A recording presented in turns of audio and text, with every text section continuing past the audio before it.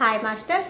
For you మీకోసం ఛానల్కి స్వాగతం సుస్వాగతం. ముందుగా మన జగద్గురువైన బ్రహ్మర్షి పితామహ పత్రిజీ గారికి, మన గురుమాతకి నా ఆత్మ ప్రణామాలు మాస్టర్స్. ఓకే మాస్టర్స్, ప్రతిరోజు మన ఛానల్లోని ధ్యానం, స్వాధ్యాయం, సజ్జన సాంగత్యం జరుగుతుంది మాస్టర్స్. అలాగే జూమ్ సెక్షన్లో పాల్గొన్న మాస్టర్లకి, యూట్యూబ్లో చూస్తున్న మాస్టర్లకు కూడా ధన్యవాదాలు తెలుపుకుందాం. ఓకే మాస్టర్స్, ఈరోజు మన ఛానల్కి సీనియర్ పిరుపుడు మాస్టర్ గారైన సుజాత మేడం వైజాగ్ నుంచి వచ్చారు. మేడంని సాదరంగా ఆహ్వానించుకుందాం. ఈరోజు మేడం చెప్పబోయే టాపిక్ ఆనందం. ఈ గొప్ప ఆత్మజ్ఞానం అందించడానికి మేడం గారికి వెల్కమ్ చెప్దాం మాస్టర్స్. నమస్తే మేడం, వెల్కమ్ మేడం. నమస్తే అమ్మ సరిత. నమస్తే లలిత మేడం. అలాగే ఇక్కడ ఉన్న కృష్ణకుమారి గారు, అరుణ అండ్ సాయిశ్రీ. బ్రహ్మర్షి సుభాష్ పత్రి గారికి, స్వర్ణమాల అమ్మకు ఆత్మ ప్రణామాలు. మనం ఒక్క 10 నిమిషాల ధ్యానం చేసి సచ్చిత్ ఆనందం అన్నది మనందరి సహజ లక్షణం. అది జీవన ప్రమాణాలని పెంచుకుంటూ ఎలా అనుభవించాలి, ఆ సహజ లక్షణాన్ని ఎలా గుర్తించాలి, తెలియందేది ఉండదండి విశ్వంలో. తెలుసుకోవాలన్న జిజ్ఞాస ఉన్నప్పుడు ప్రతిదీ అద్భుతంగా గోచరిస్తూ ఉంటది. తెలుసుకోవడం ఎంత ఉపయోగకరమో దాన్ని ఆచరణలో పెట్టడం ఇంకా ఉపయోగకరం. అది మనకి నిజమైన ధ్యాన సాధన అలవాటు చేస్తుంది. సో, ఒక్క 10 నిమిషాలు నిశ్శబ్ద ధ్యానం చేద్దాము. కరెక్ట్‌గా 10 నిమిషాల తర్వాత టాపిక్‌లోకి వెళ్దాం. కళ్ళద్దాలు తీసివేసి, చేతి వేళ్ళని క్రాస్ చేసుకొని, కాళ్ళు క్రాస్ చేసుకొని, శ్వాస మీద ధ్యాస, శ్వాసానుసంధానం.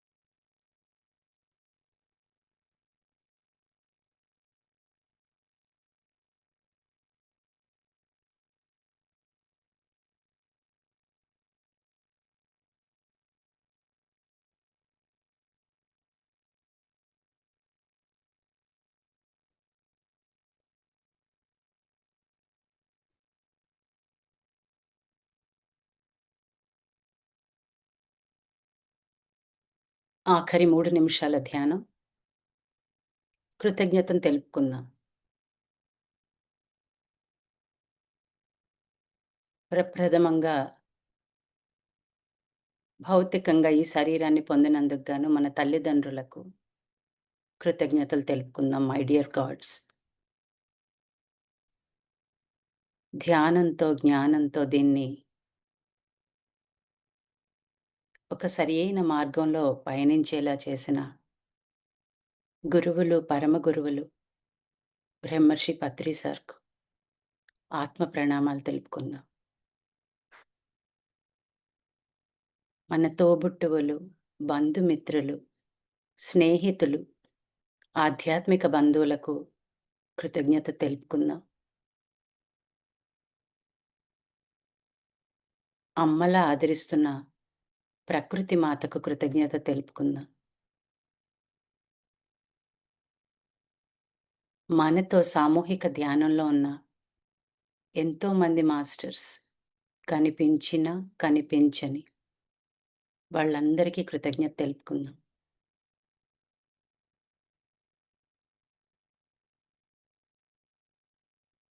ప్రత్యేకించి ధ్యానాన్ని అంగీకరించి జీవిత దిశను మార్చుకున్న మీకు మీరు కృతజ్ఞతలు తెలుపుకోండి. ఆ కృతజ్ఞతాభావంతో లోకా సమస్త సుఖినో భవంతు అన్న భావనతో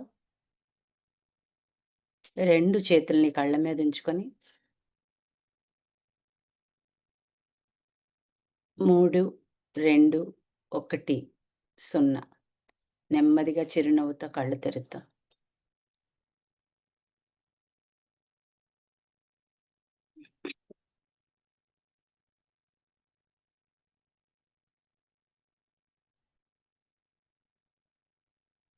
బావుంది మేడం. చేయించారు. మీరు చిన్నది ఇంట్రడక్షన్ చెప్పండి మేడం. మీరెప్పుడొచ్చారు? మీ సెంటర్ గురించి కూడా చెప్పండి మేడం. అందరికీ తెలుస్తది గదా! అలాగేనమ్మా. నా పేరు సుజాత శ్రీరామ్ అండి. నేను నా 12వ ఏట ఈ ధ్యానం మొదలుపెట్టాను. నాకప్పుడు ఎవరు ఇలాగా క్లాసుల్లాగా అలా తెలీదు. కానీ మా తెలుగు టీచర్ ఒక పద్యం చెప్తూ నేనప్పుడు సెవెంత్ క్లాస్. కృష్ణుడు యోగి అనన్నారు. అడిగాను నేను. ఎందుకు యోగి అంటే రోజు ధ్యానం జేస్తాడు అని జెప్పారు. ఆ వయసులో నాకది చాలా నచ్చింది.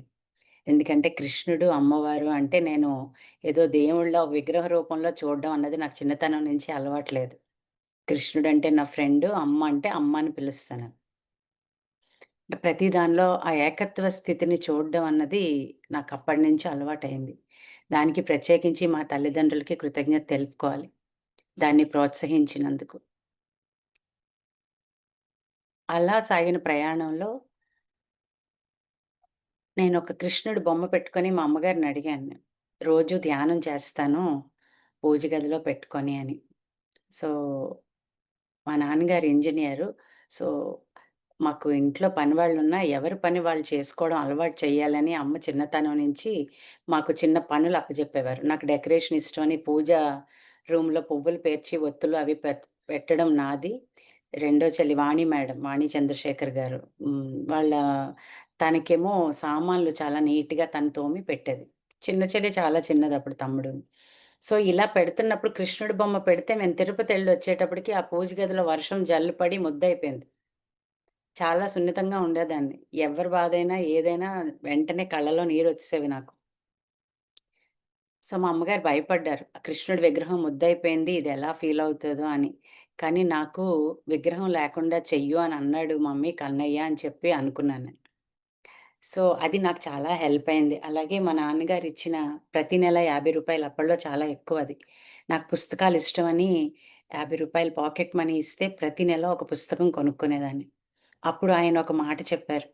పుస్తకం కొనుక్కోవడం, చదవడం ఎవరైనా చేస్తారు కన్నా, అందులో చదివింది ఒక్కటైనా ఆచరిస్తే జీవితం ధన్యం అని చెప్పారు. అది నేను పాటించాను. అందుకే నాకు ఆనందం ఎవరు ధ్యానం గురించి చెప్పమన్నా ఫస్ట్ ఆనందం చెప్తాను. ఎప్పుడూ ఆనందంగా ఉండడం అన్నది మన సహజ లక్షణం అవుతది. సో, డాక్టర్ జీకే గారి ద్వారా మా చెల్లి వాళ్ళ మరిది గారాయన 1997లో నాకు పత్రి సార్ పరిచయం అయ్యారు. కానీ మా వారి వృత్తిరీత్యా మేము ట్యూటికోరిన్ అది తమిళనాడు వెళ్ళాము. సో, హైదరాబాదు ఇవన్నీ ప్రయాణం చేసినా ప్రతిరోజు మా ఇంట్లో ధ్యానం చేయించేదాన్ని. సో, నేను 25 ఏళ్ళు ఐసీఎస్‌సి స్ట్రీమ్‌లో టీచర్ కింద వర్క్ చేశాను. లాస్ట్‌లో వైజాగ్‌లో టింపనీలో వర్క్ చేసి ఒక మెసేజొచ్చాక 10థ్‌కి ఇంగ్లీష్ లిటరేచర్ లాంగ్వేజ్ చెప్పేదాన్ని. ఒక మెసేజొచ్చేది. నాకెప్పుడు మెసేజంటే డ్రీమ్‌లో నాకు 3 సార్లు ఏదైనా వస్తే అది నేను మెసేజ్‌లాగా అనిపిస్తది. సో, ఇలాగా ఇవొచ్చాయి, అవొచ్చాయి అని ఎవరైనా చెప్తే రాలేదు బాధపడితే నేను చెప్తాను. నాకెప్పుడు ఏ మెసేజ్ రాదు. కానీ ఇలా కల ఎప్పుడో గాని నాకు నిద్ర ఎప్పుడు పడుకుంటే అప్పుడు నిద్ర పట్టేస్తది. ఎప్పుడు కావాలంటే అప్పుడు లేచిపోతాను. సో, కల్లో కానీ నాకెప్పుడైనా కళ్ళెక్కువ రావు. ఒక కల రిపీటెడ్‌గా 3 టైమ్స్ వచ్చింది అంటే, నాకు ఖచ్చితంగా అదొక మెసేజ్‌లాగా నేను పరిగణనలో తీసుకున్నాక, నేను చాలా చేంజెస్ చూసాను నా సాధనలో. అలా వచ్చినప్పుడు నేను రిజైన్ చేసి అనకాపల్లి మేము వైజాగ్‌లో శంకర్మఠ్ రోడ్‌లో ఉంటాము. ఆహ్, నాగులపల్లి మా అమ్మమ్మ గారి ఊరు. అక్కడ అమ్మ మాకు ముగ్గురికి పసుపు, కుంకుమ కింద ఇచ్చిన భూమిలో ముగ్గురు అక్క చెల్లెళ్ళు కలిపి చిన్న చెల్లి యూఎస్‌లో ఉంటారు. రెండో చెల్లి చంద్రశేఖర్ గారు మిసెస్ వాణి మేడము. నేను పెద్దదాన్ని. ఒక తమ్ముడు ఉండేవాడు. అతను 19 ఏళ్ల వయసుకే యాక్సిడెంట్‌లో బాడీ వెకేట్ చేశారు. అది మా స్పిరిచ్యువల్ జర్నీకి ఒక సీడ్ అని అనిపిస్తది నాకు. అంటే ఎంత సాధన ఎలా ఉపయోగపడిందో నాకు ఆ నిమిషం అర్థమైంది. సో, అలా జరిగిన అప్పుడు అందరికీ నేను ధైర్యం చెప్పాలి అని, నేను చాలా ధైర్యంగా ఉంటూ, మా నాన్నగారికి కూడా ఫైనల్ రైట్స్ అంటే ఆయన బాడీ వెకేట్ చేసినప్పుడు కూడా నేనే అన్నీ పెర్ఫార్మ్ చేస్తూ ఆహ్, నిర్ణయం తీసుకోవడం అన్నది ఏడో తరగతి నుంచి మా ఇంట్లో నేను ఏం చెప్తే అది గౌరవించేవారు. మా తల్లిదండ్రులు గానీ, మా అమ్మమ్మ, తాతయ్య గారు కానీ, మా చెల్లి వాళ్ళు కానీ ఎవరైనా. సో, అప్పట్లోనే నాకొక చిన్న ఇంగితం ఉండేది. నేనేం చెప్తే వీళ్ళందరూ ఇష్టపడుతున్నారు. నేను చెప్పేది జాగ్రత్తగా ఆలోచించి చెప్పాలి అని. వాక్‌శత్రాన్ని నేను చాలా నమ్ముతాను. దాన్ని గౌరవిస్తాను నేను. సో, ఆ క్రమంలో ఐ థింక్ 2017లో నాగులాపల్లిలో నాకొక మెసేజొచ్చాక జాబ్ రిజైన్ చేసి, చంద్రశేఖర మహాస్వామి పిరమిడ్ ధ్యాన కేంద్రాన్ని పత్రి సార్ చేతుల మీదుగా ఆయన గైడెన్స్‌లోనే మొదలుపెట్టడం జరిగింది. ఇక్కడ మా అమ్మగారికి, మా కుటుంబ సభ్యులకి నేను ఎప్పుడూ రుణపడి ఉంటాను. నా జీవిత లక్ష్యం, నా జీవిత ఆశయం అనే పదాలు వాడక్కర్లేదు. నా ప్రాణం అని చెప్తాను చంద్రశేఖర కేంద్రం. ఎందుకంటే దాని ద్వారా ఎంతోమంది ఆత్మ కుటుంబాన్ని నేను నా కుటుంబంలో చేర్చుకొని ఆనందంగా నా ప్రయాణం సాగిస్తున్నాను. సో, ఇంక టాపిక్కొస్తే ఆనందం. నేను చెప్పాను కదా! మేడం ఒక్క నిమిషం మీది సెంటర్‌లోని ఏటేటి చేస్తారో అయి గూడా చెప్పండి. అంటే హ్మ్. పౌర్ణమి ధ్యానాలు ఏమన్నా చెప్పిస్తారా? మాస్టర్‌లని తీసుకొస్తారా? డేట్లు ఏమన్నున్నా అది కూడా మెన్షన్ చేయండి. హ్మ్. మా సెంటర్‌లో మేము అది యాక్చువల్లీ ధ్యాన కేంద్రం అని అనడానికి పత్రి సార్ ఒప్పుకోలేదు. అది ఆశ్రమం మేడం అంటారు. Holistic centre. అక్కడ 3 యూనిట్స్ ఉంటాయి. చిన్న చెల్లి వాళ్ళది ప్రకృతి, రెండో చెల్లి వాళ్ళది పిరమిడ్, మాది అన్నదాన and seminar hall, library, free library. ఈ 3 కలిపి ఒకటే యూనిట్. ఒకటే గేట్ ఉంటది. అంటే 3 గేట్లున్న ప్రయాణం ఒక గేట్ నుంచే. దాని అర్థం ఏంటి అంటే ఇక్కడ అందులో ఒక అడుగు పెట్టిన వాళ్ళు బయటికి వెళ్ళాక ఏదో ఒక ఆనందాన్ని తమతో తీసుకెళ్తూ సేవే పరమావధి అన్న భావనని తీసుకువెళ్తారు. అక్కడ పొంగల్ ప్రసాదం కింద పెట్టమన్నారు. సో, అన్నదానం ప్రతిరోజు అక్కడ 365 రోజులు ఆ గేట్లు తెరిచే ఉంటాయి. కానీ ఉదయం 9 నుంచి సాయంత్రం 6 వరకు. పౌర్ణమి ధ్యానం, అమావాస్య ధ్యానం జరుగుతుంది. One day workshop. నేను ఎక్కువ స్కూల్స్ ఒడి, బడి, గుడి అని చేస్తాము.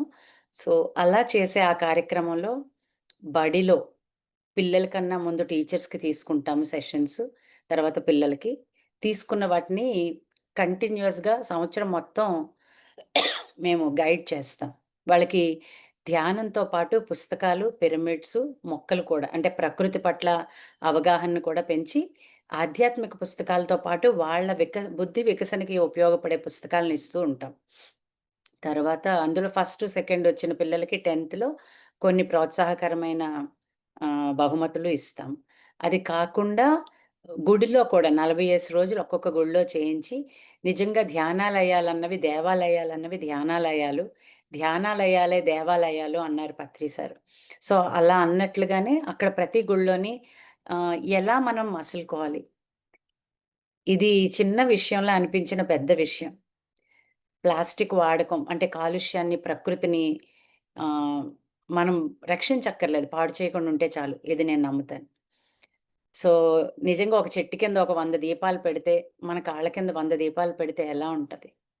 ఇలాంటి అవేర్‌నెస్ ప్రోగ్రామ్స్ కండక్ట్ చేస్తూ, పరిశుభ్రత, పచ్చదనము అక్కడ చేస్తూ, ఆలోచనలు ఒక దగ్గర అది ధ్యానాలయమైనా, లేపోతే దేవాలయమైనా, అనవసరమైన మాటలు, అనవసరమైన చర్చలు అక్కడ చెయ్యకూడదు. సో, ఇలాంటి అవగాహన కల్పిస్తూ అక్కడ కూడా పిరమిడ్స్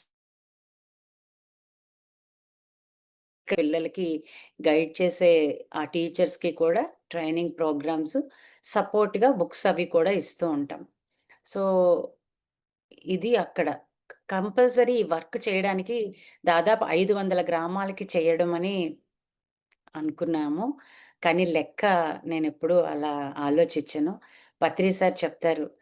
లాస్ట్ వచ్చినప్పుడు ఆయన 500 మేడం కాదు ఈమె 5000 చేస్తారు అన్నారు. గురువు నుంచి వచ్చిన వాక్యం ఆ శక్తిని నిజంగానే ఇస్తూ చేయిస్తదని నమ్ముతాను నేను. ఇంకొకటేంటి అంటే మనము కారకులమే. మనం చెయ్యం. మనతో విశ్వం చేయిస్తది. మనల్ని ఎంచుకుంది. సో, మాకక్కడ ఇద్దరు వర్క్ చేస్తూ ఉంటారు. Salaried employees. ఒక డ్రైవరు, ఒక వ్యాన్ ఉంటుంది. దాంతో మేమెళ్తాము. డ్రైవర్‌కి కూడా ఆయన కూడా మంచి మెడిటేటరు. అలాగే అక్కడ వర్క్ చేస్తున్న వాళ్ళు కూడా మిగిలిన వాళ్ళందరూ వాలంటీర్ టీమ్స్ మేము. ప్రతి ఒక్కళ్ళకి నేను ఒకటే చెప్తాను. మనం విశ్వానికి పని చేస్తున్నాం. ఒక సంస్థకి పని చేసిన వాళ్ళే టైము, నిబద్ధత అనుకుంటారు. అలా విశ్వానికి పని చేస్తున్నప్పుడు మనలో నిబద్ధత ఉండాలి. సమయపాలన ఉండాలి. ఏదో మనం చేస్తున్నాం కదా అని ఇష్టం వచ్చిన సమయాన్ని మనం చేయకూడదు. వచ్చిన ప్రతి ఒక్కళ్ళని గౌరవించాలి. ఇలాంటి ప్రిన్సిపల్స్‌తో అక్కడ చక్కగా అక్కడ లాబ్రింత్ ఉంది. ధుని మెడిటేషన్ ప్రతి పౌర్ణమికి ధుని మెడిటేషన్ ఉంటుంది. ప్రతి ఆదివారం బాలానందం ఉంటుంది. ప్రతి నెల యూత్ వర్క్‌షాప్ ఉంటుంది. చేసే టీమ్ అందరికీ స్ఫూర్తి రగిలించడంతో పాటు, వాళ్ళలో మంచి టీమ్ స్పిరిటు, నాలెడ్జ్ ఇంకా పెంచుకోవడానికి అవకాశం ఇచ్చేలాగా ప్రతి నెల మాస్టర్స్ వచ్చినప్పుడు ఇచ్చినా కంపల్సరీ నేనొక 1 డే వర్క్‌షాప్ చేస్తాను. Full day workshop. అలాగే పౌర్ణమి ధ్యానం కంపల్సరీ నేనుంటే ఆ పరిసర ప్రాంతాల్లో పౌర్ణమి ధ్యానం ఎప్పుడూ ఒక అతిథిని పిలిచినా నేనే చేయిస్తానది దగ్గరుండి. ఎందుకంటే యథా రాజా తథా ప్రజ అన్నది నమ్ముతాను నేను. మనతో పనిచేసే టీమ్‌కి దిశానిర్దేశకత్వం అన్నది వాళ్ళకి దాదాపు మనమేదో ఒక నాయకత్వం కాదు. కానీ మనమే మంచి పనివాళ్ళ కింద అయినప్పుడే మన టీమ్ మంచిగా పనిచేస్తది. నేనిక్కడ ఒకటేం చెప్తానంటే నాలెడ్జ్ అండ్ ప్యూరిటీ. ఇదే ప్రతి ఒక్క ధ్యానికి కావాల్సింది. మనం ఇంకొకళ్ళ సమయాన్ని తీసుకున్నప్పుడు, ఆ సమయానికి తగ్గ జ్ఞానాన్ని, ఆనందాన్ని ఎవరికైనా అందించగలుగుతున్నామా? ఇది పాటిస్తూ, తెలిసింది కాకుండా అవసరమైంది ఇవ్వడమే నిజమైన ధ్యాని లక్షణము అన్న దిశగా వర్క్‌షాప్స్ చేస్తూ, టీచర్స్ వర్క్‌షాప్స్ కూడా చేస్తాం సెంటర్‌లో.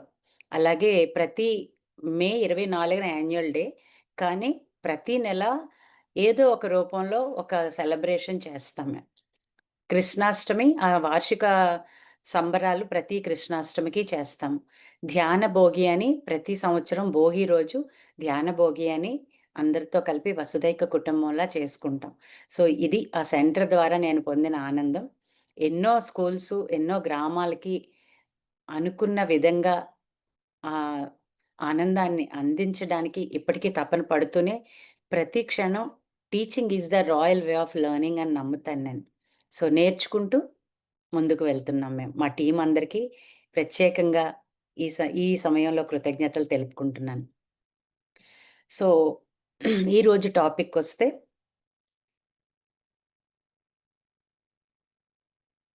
ఆనందం. ఆనందం ఎవరికొద్దు చెప్పండి? ఇక్కడ వీడియో ఆన్ చేసుకునే ఇంట్రెస్ట్ ఉన్నవాళ్ళు ఎవరైనా వీడియో ఆన్ చేసుకుంటే నాకు చాలా ఆనందం. ఎందుకంటే ఒకళ్ళ కళ్ళల్లో చూస్తూ మాట్లాడితే పొందే ఆనందమే వేరు. ఆ కిక్కే వేరబ్బా! అంటాడు కదా పవన్ కళ్యాణ్. అది నిజం. So, thank you Lalitha madam and Saisri. ఇక్కడ ఆనందంగా ఉండాలి అంటే పత్రి సార్ చెప్తారెప్పుడూను. ధ్యానం, ధ్యానం, ధ్యానం, ధ్యానం అంటారు. లలిత సహస్రంలో ఇక్కడున్నారు అమ్మ. ఆవిడ సమక్షంలో ఈ మాట నేను చెప్తాను. నాకు చాలా ఇష్టమైనది ఏంటి అంటే అంతర్ముఖ సమారాధ్య, బహిర్ముఖ సుదుర్లభ. అంతర్ముఖంగా ఎంత ప్రయాణం చేస్తే బహిర్ముఖంగా అంత ఆనందంగా ఉంటాం మనం.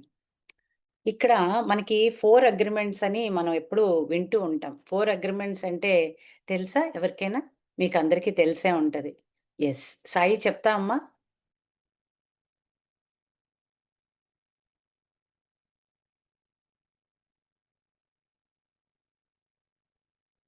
మన మాట, మన వాక్కు దోషరహితంగా ఉండాలి.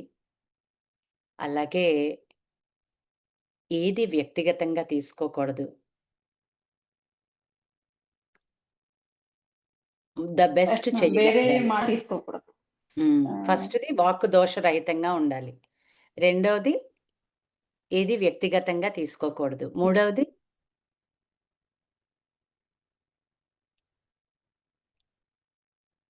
Do your best. 4 ఉన్నాయి. యాహ్! ఇంకొకటుంది. అది చిన్నది మనం ఇక్కడ మారుస్తున్నాం. ఏంటి అంటే నో జడ్జ్‌మెంట్, నో కంప్లెయింట్. ఆ 4 అగ్రీమెంట్‌లో ఆ 3 చెప్పి నేను ఇది చెప్పాను. ఈరోజు టాపిక్‌కి అనుగుణంగా. మనం ఆనందంగా ఉండాలి అంటే ఎక్కువ ప్రాబ్లమ్ ఎక్కడొస్తది అంటే మన రిమోట్‌ని మనం వేరే వాళ్ళకిస్తాం. మీరు నన్ను మెచ్చుకుంటే నాకు ఆనందం. మీరు నా గురించి చిరాగ్గా ఉంటే నాకు దుఃఖం. ఇది ప్రతి ఒక్కళ్ళు ఇక్కడ మనకి 3 సాంగత్యాలున్నాయి మన జీవితంలో. సాధారణ సాంగత్యం, సజ్జన సాంగత్యం, ఆచార్య ఉంటే ఆళ్ళిలా అన్నారు కదా! నువ్వంటే ఆళ్ళకిష్టం లేదు. ఇంతే. వీళ్ళిలా అన్నారు కదా! నాకు. వాళ్ళనడం వల్ల ఈ రోజంతా నా మూడంతా పాడైపోయిందండి. అసలు వాళ్ళెవరు నన్నిలా అనడానికి? ఇలాంటివన్నీ ఇంటర్నల్‌గా వస్తూ ఉంటది. పైన వస్తూ ఉంటది. కానీ నిజానికి అసల మనము ఎప్పుడూ ఆనందంగా ఉండాలంటే మన చుట్టూ రక్షణ కవచం ఏంటి? రక్షణ గోడ ఏంటి అంటే ధ్యానంతో మనము మన శక్తిని, మన యుక్తిని తెలుసుకొని బ్రతకడం. అందుకే ధ్యాని ధైర్యంగా ఉంటారు. నిర్భయంగా ఉంటారు. సత్యంతో ఉంటారు. సహజంగా ఉంటారు. ప్రేమతత్వంతో ఉంటారు. ఇక్కడ మనం ఏం చేస్తామంటే మనకివన్నీ వింటాం. కానీ సడెన్‌గా ఒకటేదో అయ్యేటప్పటికి అనుకున్నాను కానీ అని. ఆ కానీ వచ్చిందా అది సాధారణ సాంగత్యం. మన పక్కన ఎవరో ఒకళ్ళు చెప్పిన దాని వల్ల ఇన్‌ఫ్లూయెన్స్ అంటే ఇక్కడ మనం గుర్తుపెట్టుకోవాలి. మనము, మనం ఎలా ఉన్నాము అన్నది మన సహజ స్థితి మనకి ఖచ్చితంగా తెలియచేసేదే ధ్యానం. ధ్యానం చేస్తే అందుకే చెప్తాను. జీవిత లక్ష్యం నిజమైన జీవిత లక్ష్యం ఏంటి అంటే ధ్యానం చేస్తే అర్థమవుతది. మనల్ని మనం తెలుసుకోవడమే. సాధన చేస్తూ ఉంటే నాలో ఇంతకుముందు వాళ్ళిలా చేశారు, వీళ్ళిలా చేశారు అని మాట్లాడే మనుషులు వాళ్ళెలా ఉన్నా నేనిలా ఉండకూడదు. ఇక్కడ ఒకటే నేర్చుకుంటా. అక్కడ వ్యక్తుల్ని చూడం. అందుకే చెప్తారు ఇంగ్లీష్‌లో ఒక కొటేషన్ ఉంటది. దాన్ని తెలుగులో చెప్తున్నాను నేను. జ్ఞానం తెలిసిన సాధకులు వ్యక్తుల గురించి మాట్లాడరు. సిద్ధాంతం గురించి మాట్లాడతారు. ఇది గాంధీ గారి జీవిత చరిత్రలో మనం చూస్తాం. ఆయన బ్రిటిష్ వాళ్ళ గురించి ఎవరో నెగెటివ్‌గా మాట్లాడితే మనం పోరాడేది బ్రిటిష్ వారితో కాదు. మనం పోరాడేది స్వాతంత్ర్యం గురించని చెప్పారు. అహింస సత్యంతో పోరాడాలి అని చెప్పారు. అంటే ఇక్కడ మాస్టరీ అంటారు దీన్నే. మనం ఎప్పుడైతే ధ్యాన సాధన చేశామో మనకి ఆనందంగా ఉండడం అన్నది మన సహజ లక్షణం. ప్రేమతత్వంతో ఉండడం అన్నది మన సహజ లక్షణం.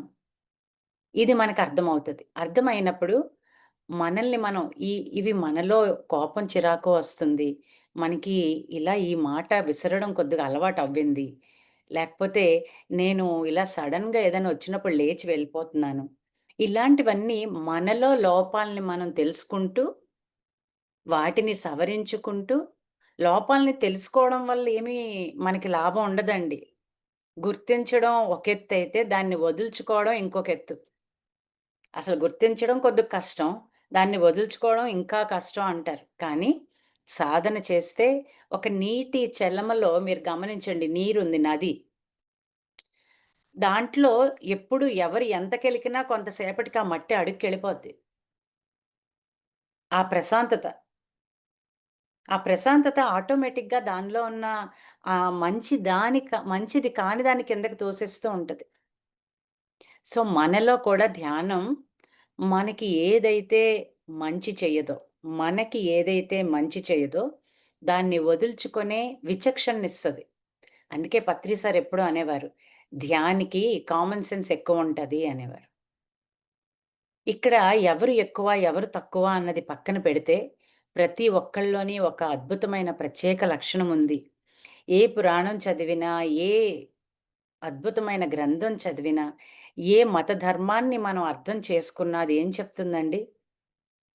నువ్వొక హ్మ్. వెలిగే దీపంలా ఉండు. ఎన్నో దీపాలను వెలిగించడానికి నీ వంతు నువ్వు సహకారం చెయ్యు. ఇదే కదా! ఇదే కదా! దాని సారం. మరి మనం ప్రశాంతంగా ఓం శాంతి, ఓం శాంతి, ఓం శాంతి అని ఉంటూనే ప్రశాంతత లేకుండా ఉంటే, మనం ఎదుటి వాళ్ళకి ఏం ప్రశాంతతనిస్తాం?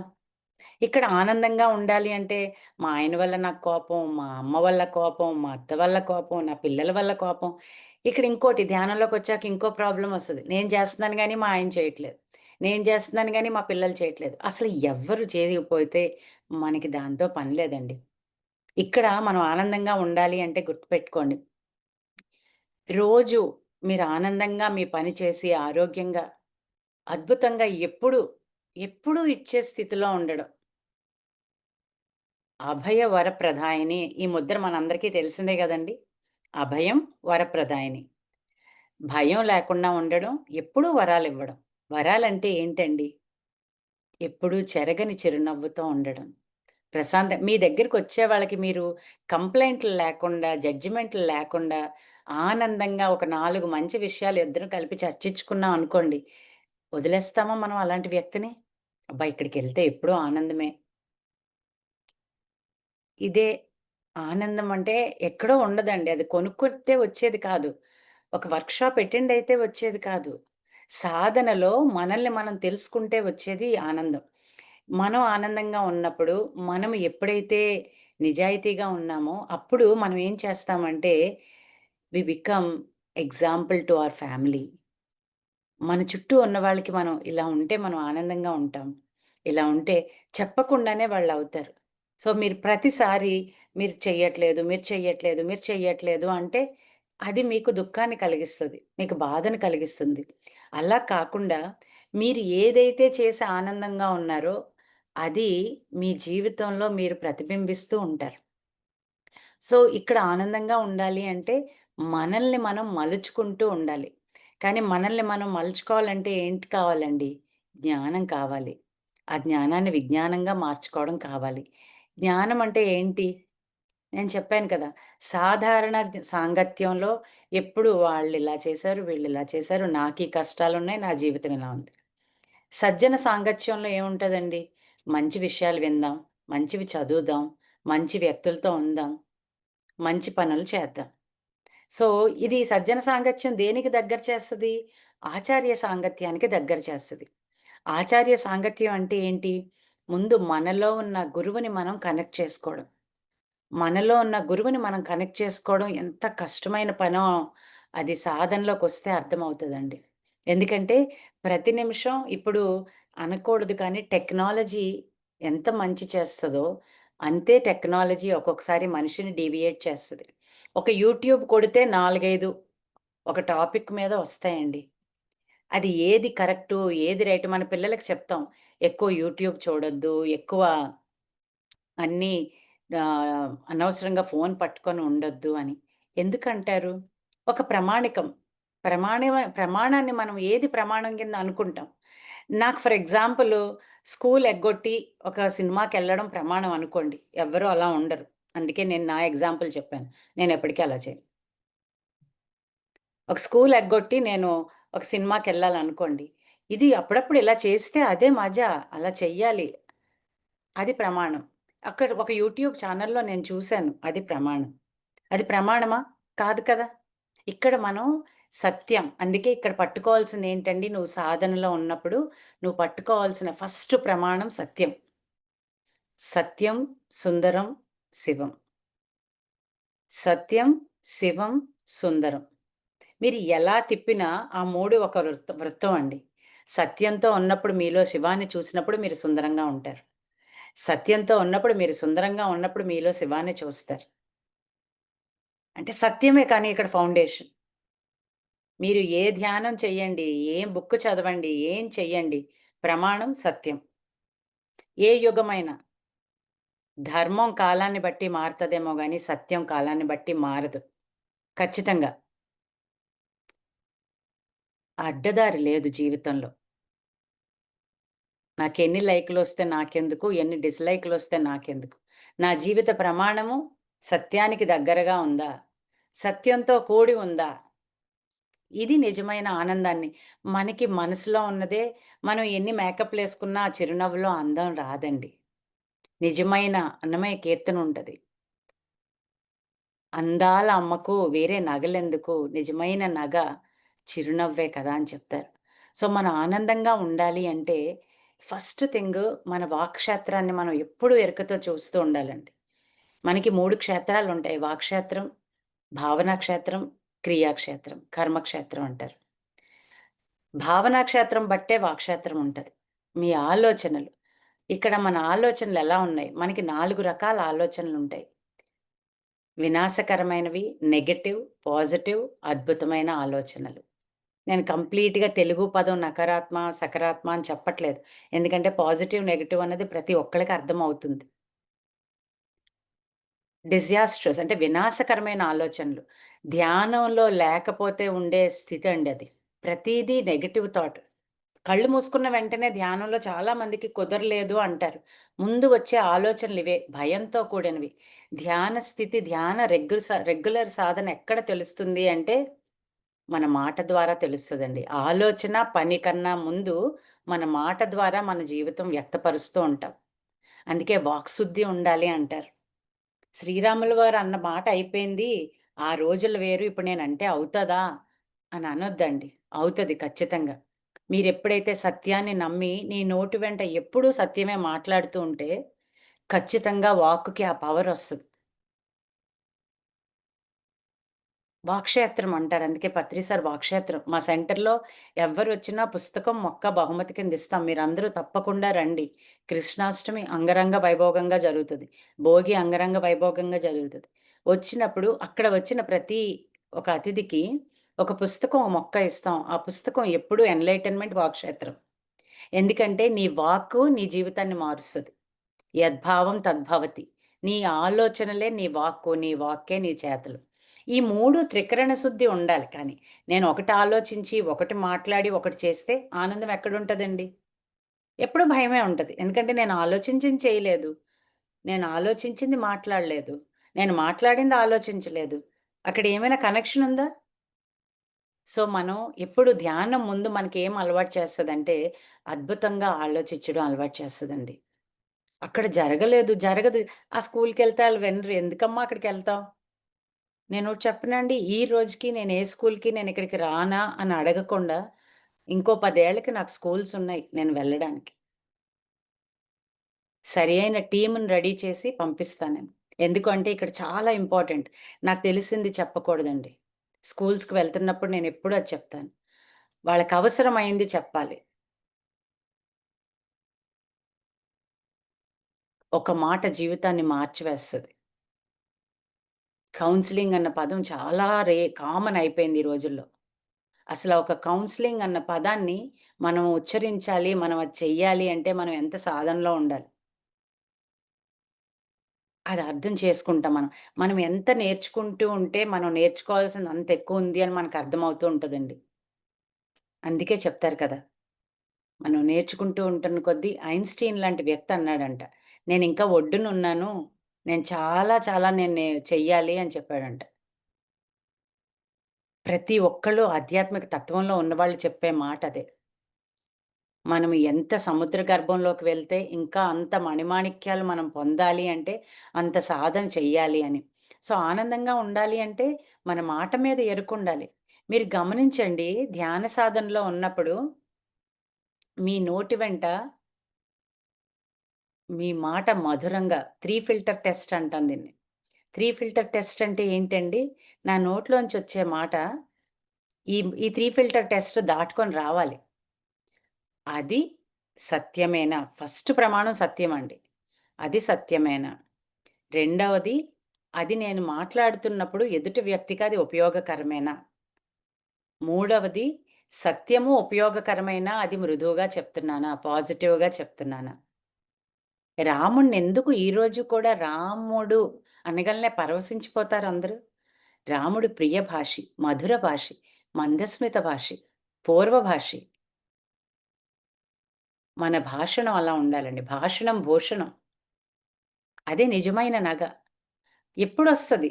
నీలో జ్ఞానం ఉన్నప్పుడే అది మాట రూపంలో వస్తది. కొన్నిసార్లు మౌనంగా ఉండాలి. ఆనందంగా ఉండాలంటే కొన్నిసార్లు మౌనం తప్పదు. మాట్లాడవలసిన చోట మాట్లాడడం ఎంత అవసరమో, మాట్లాడకూడని చోట మాట్లాడకుండా మౌనంగా ఉండడం అంత అవసరమండి.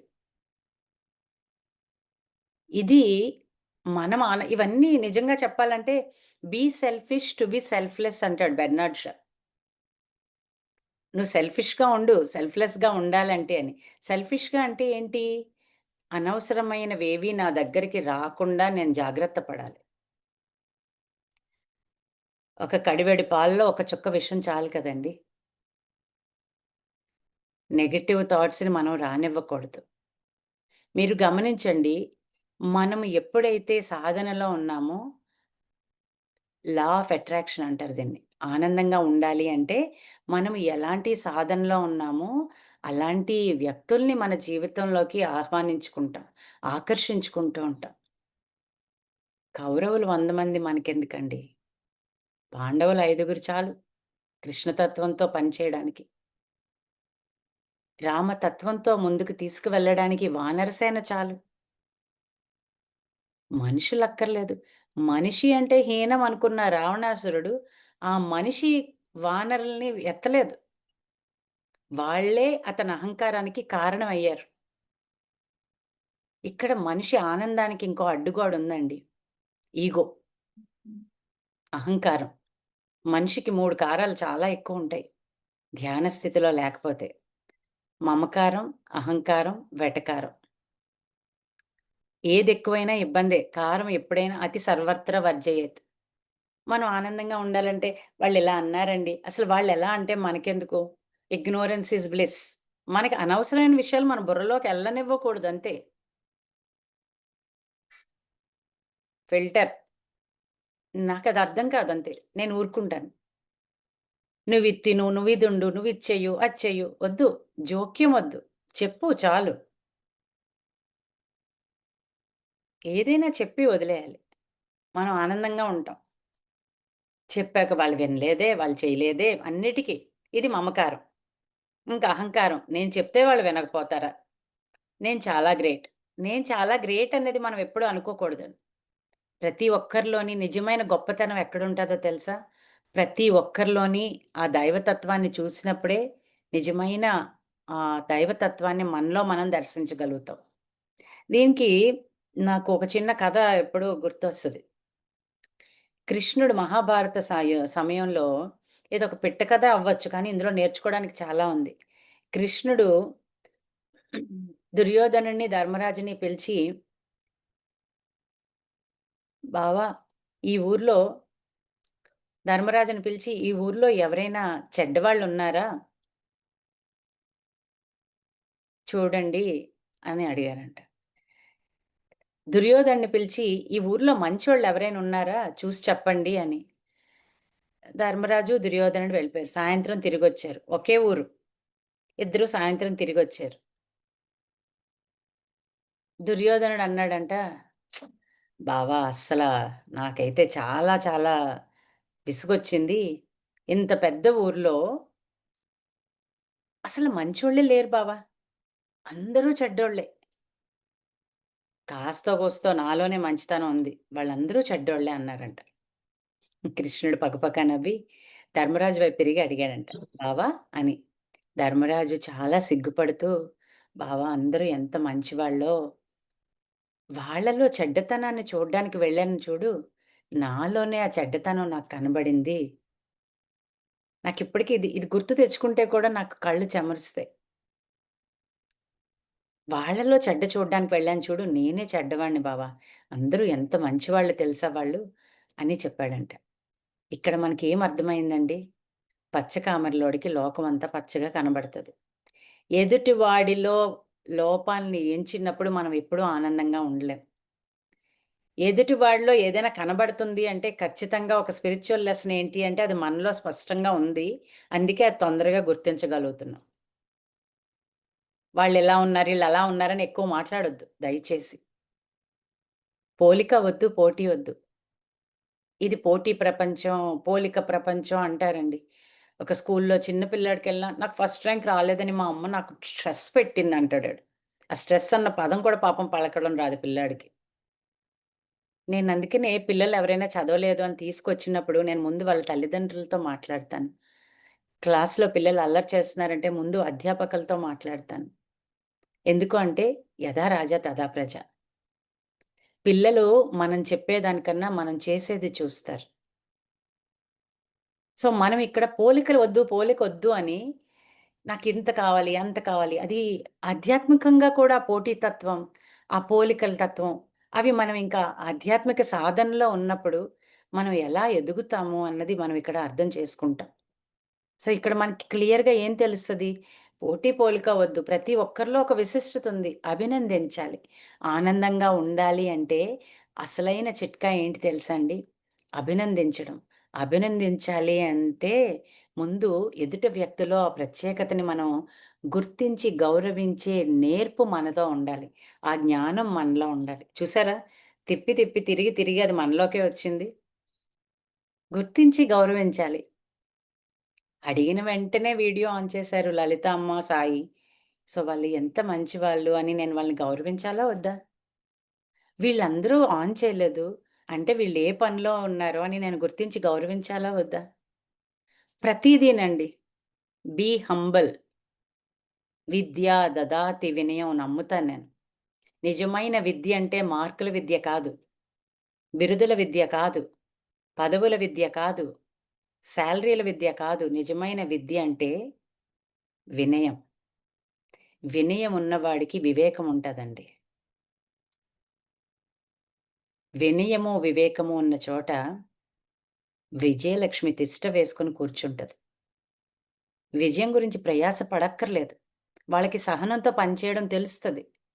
ఆనందానికి అదే పిల్లలకి మనం మన ఫ్యూచర్ జనరేషన్ నేను ఎక్కువ తాపత్రయపడేది పిల్లలకి ధ్యానాన్ని అందించాలి.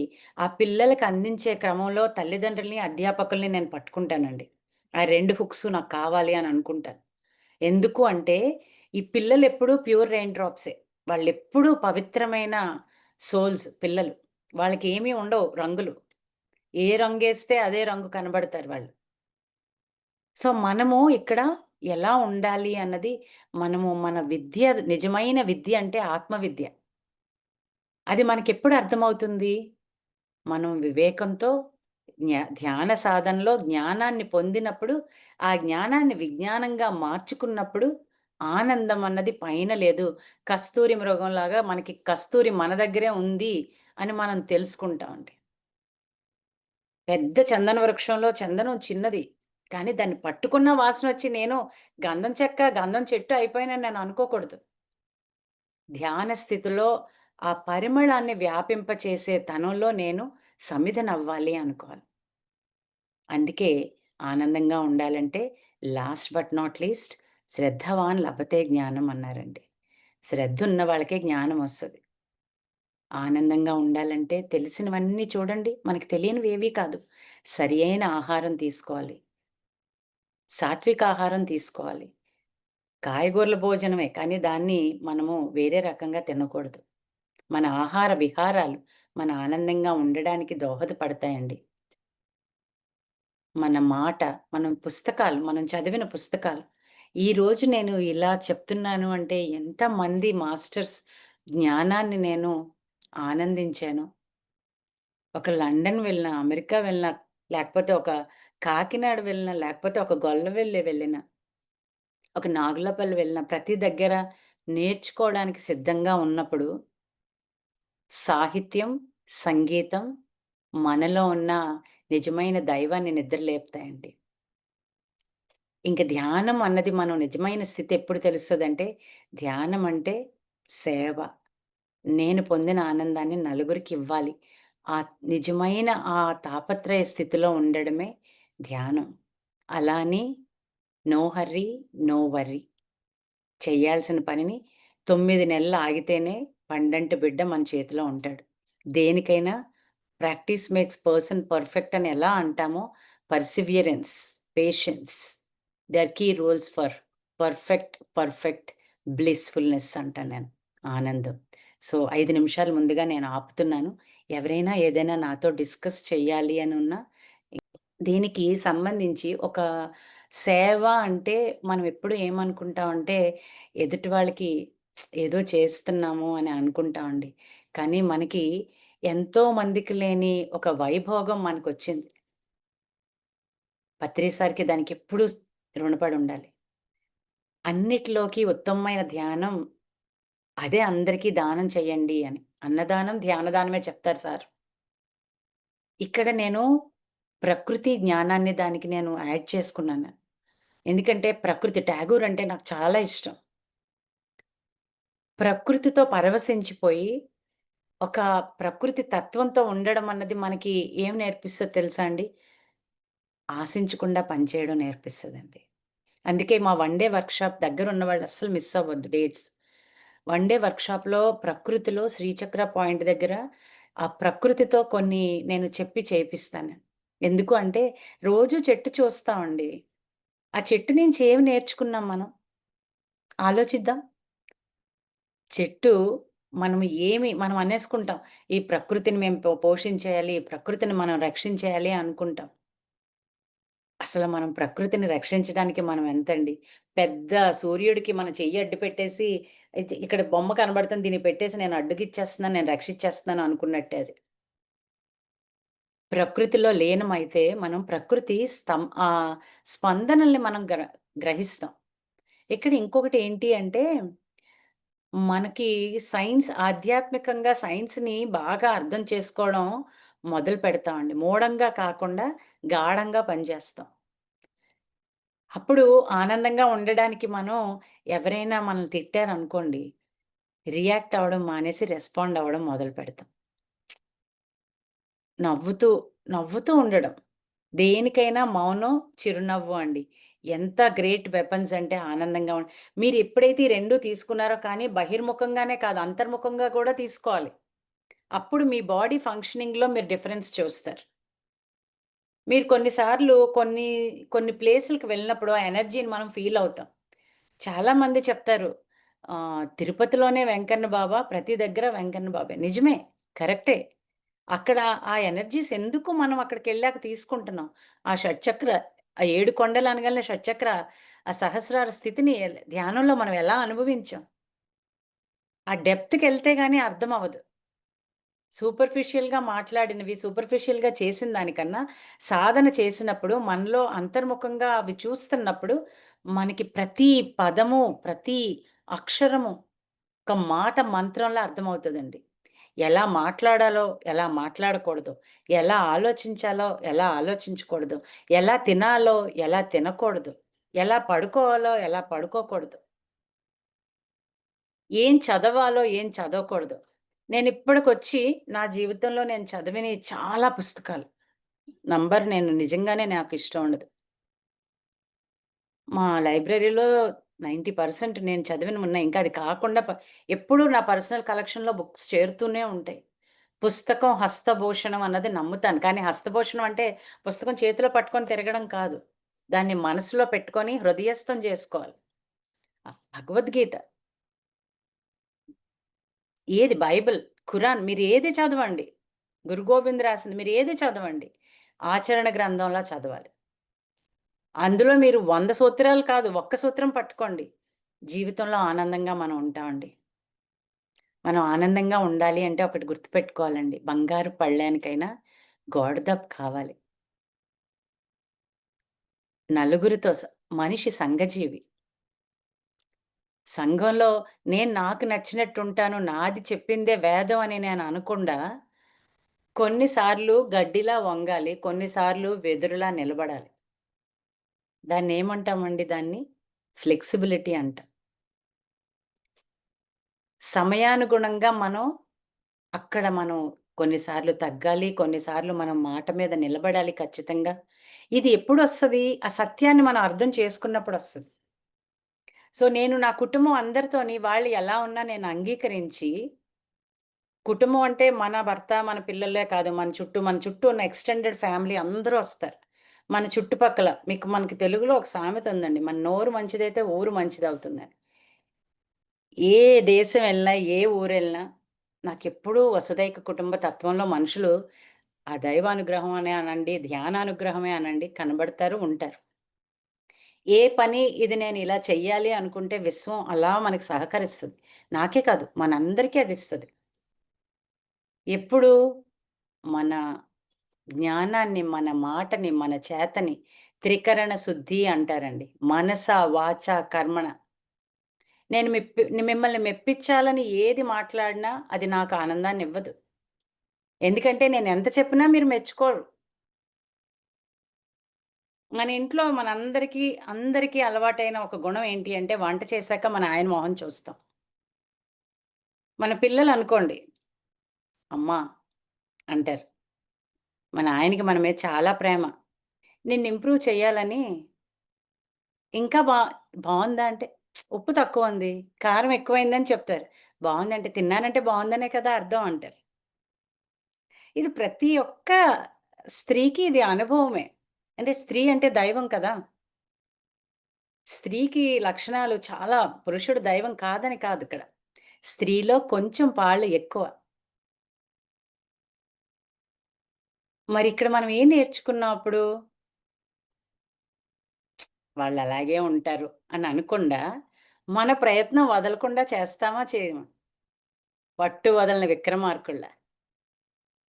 కానీ మనం తర్వాత ఏం చేస్తాం? వాళ్ళకి నచ్చింది తింటున్నారు. అర్థం చేసుకుంటాం. చూడండి ఆనందానికి అసలైన సూత్రం ఏంటి తెలుసా? అర్థం చేసుకొని, ఎవరి స్థితిని వాళ్ళని అంగీకరిస్తూ, ఉన్న ప్రతి దానికి కృతజ్ఞత కలిగి ఉండడం అండి. ఇంతే. అసలు ఇన్ని మనకున్నాయి. ఇంతకన్నా మనకేం కావాలి చెప్పండి? అసలు మనం భౌతికంగా ఇలా ఉన్నాం. సశరీరంతో ఆరోగ్యంగా మనకు అవసరమైనవన్నీ ఉన్నాయి. చెయ్యగలిగే అన్ని కొన్ని ఎక్కువ కూడా ఉన్నాయి. దాన్ని సద్వినియోగపరుచుకుంటే, అప్పుడు సమృద్ధి తత్వం మనలో ఉంది అని మనకర్థమవుతుంది. అప్పుడు మనం దురాశకు వెళ్ళం. సంతోషంగా, ఆనందంగా, ఆనందం ఆర్ణవమైతే అంటారు కదా! అలాగ మన జీవితంలో రంగుల హరివిల్లుని మనం సృష్టించుకుంటాం. అందుకే చిన్నతనం నుంచే మన చుట్టూ ఉన్న వారితో స్నేహభావంతో ఉంటూ, మంచి పుస్తకాలు మనం చదివినవి వాళ్ళతో చదివిస్తూ, మనం ఏదైతే ఆనందంగా తింటున్నామో వాళ్ళకి రుచి చూపిస్తూ, వాళ్ళకన్నా మనం ప్రత్యేకం కాదు, వాళ్ళలో ఒకళ్ళము అని అనిపిస్తూ, కలిసిమెలిసి పనిచేస్తే స్నేహమేరా జీవితం. అదే అందమైన జీవితం. అదే ఆనందమైన జీవితం. ఇంత మంచి అవకాశం నాకిచ్చిన సరిత మేడంకి నాకు తెలీదు. ఇది ఎవరిదో, ఏంటో నాకు తెలీదు. నేను యాక్చువల్లీ ఈ మధ్య కాలంలో ఏమీ ఒప్పుకోవట్లేదు. ఎందుకంటే 'బుద్ధ సేవ' ఆల్‌మోస్ట్ 40 డేస్, ఇప్పుడు మళ్ళీ 21 డేస్ స్టార్ట్ అవుతది. 'చంద్రశేఖర'కి ఆల్రెడీ సెషన్స్ ఉంటున్నాయి. బట్ కానీ ఎందుకో నో చెప్పలేకపోయాను. సో, నాకు కూడా మీ అందరిని కలవడం చాలా ఆనందంగా ఉంది. నేను చెప్పింది మీకందరికీ ఆనందాన్ని కలిగిస్తే, ధ్యానం ఇంకా చేసి, ధ్యాన విత్తనాల్ని ప్రపంచమంతా మన చేతనైనంత మనం పంచుదాం. Thank you. Once again thank you. Thank you madam. Thank you so much కూడా ఫర్ యూ మీకోసం మన ఛానల్‌కి వచ్చి ఎంతో గొప్ప ఆత్మజ్ఞానం అందిస్తున్న మాస్టర్లందరికీ, లలిత గారికి, సుజాత గారికి ధన్యవాదాలు తెలుపుకుందాం మాస్టర్స్. Thank you masters.